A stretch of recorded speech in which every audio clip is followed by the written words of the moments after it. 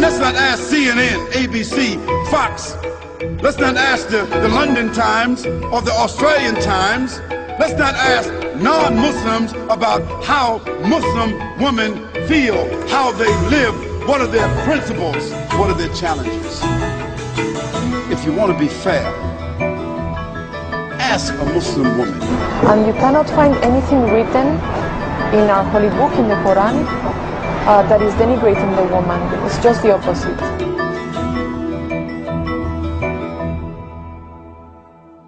I have frequently referred to this book as what should have been the guidebook for women's liberation movement in this country. Because in this book, it has listed every right that we have struggled and fought tooth and nail for in this country and in others, plus some that we haven't accomplished yet and others that we haven't dreamed of. One thing that was given by God that we are fighting for right now in this country is equal pay. Hey, it's in there. Right there. It's in there, and it's for God. God-given rights, not man's. God-given rights. The right to vote, the right to own property. And yes, we have a soul, and yes, we go to heaven. We have every right that a man has.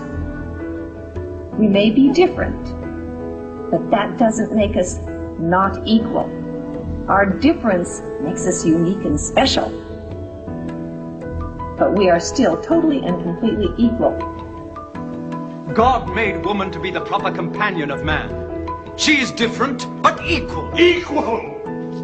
We buy them, feed them, clothe them, use them, discard them. Women Equal to us?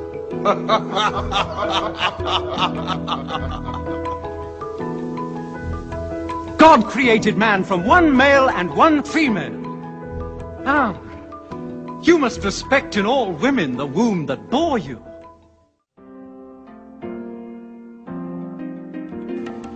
So Islam gave women the rights to vote over 1450 years ago, the right to vote.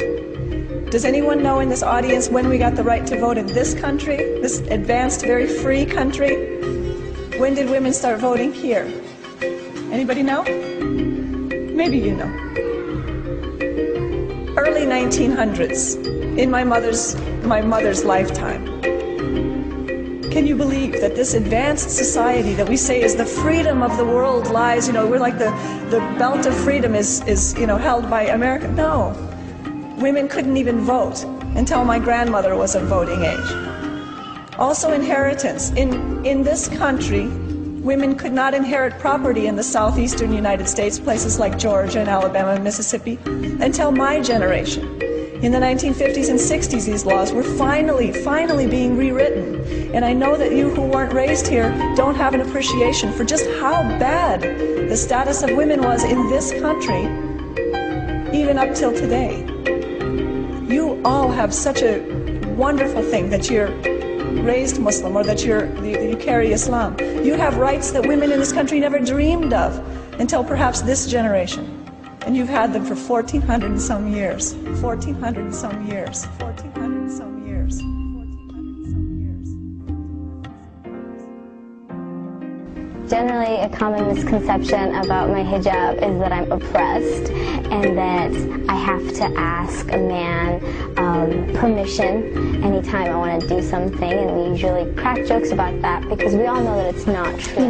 They think that the men force women to wear that kind of hijab, but in reality, it's not at all that way, and the whole world changes. You see how men all of a sudden start respecting you. You have some sort of respect. I'm not a distraction for them. Instead, they're more engaged in business. They're more engaged into how educated I am. They're more engaged into my soul. People like us for our personality rather than, how good I look. I don't think the hijab has ever held me back from doing what I want. I've been here 4 years and I've never had trouble. No one has ever looked at me differently. It's been great.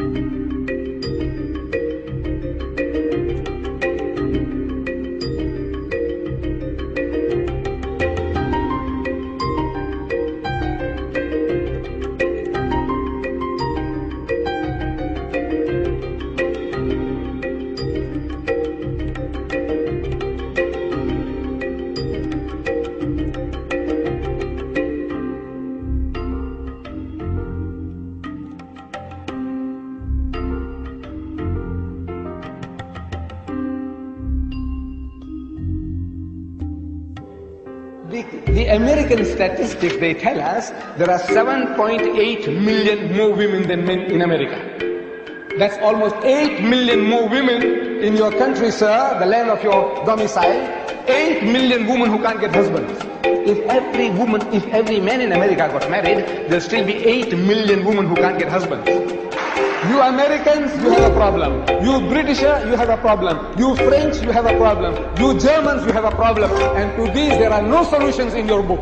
No solution. Islam gives an answer to the problem. The Quran says, marry women of your choice by 2s and 3s and 4s. But if you cannot do justice between them, marry only one. I'm saying the only religious book on the face of the earth which has this expression, marry only one, is the Quran. There is no other book on earth.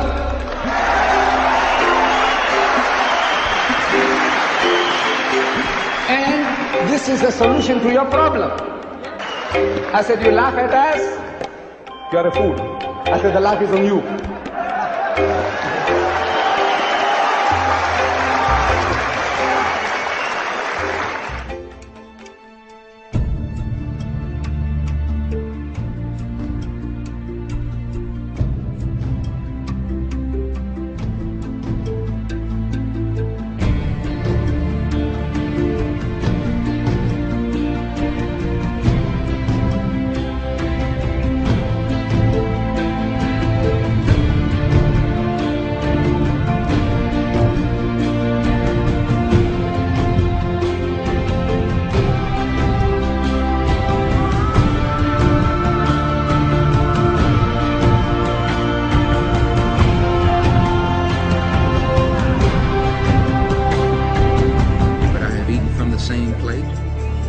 Same glass and prayed to the same God with fellow Muslims whose eyes were blue, whose hair was blonde, and whose skin was the whitest of white. And we were all brothers, truly, people of all colors and races believing in one God, in one humanity.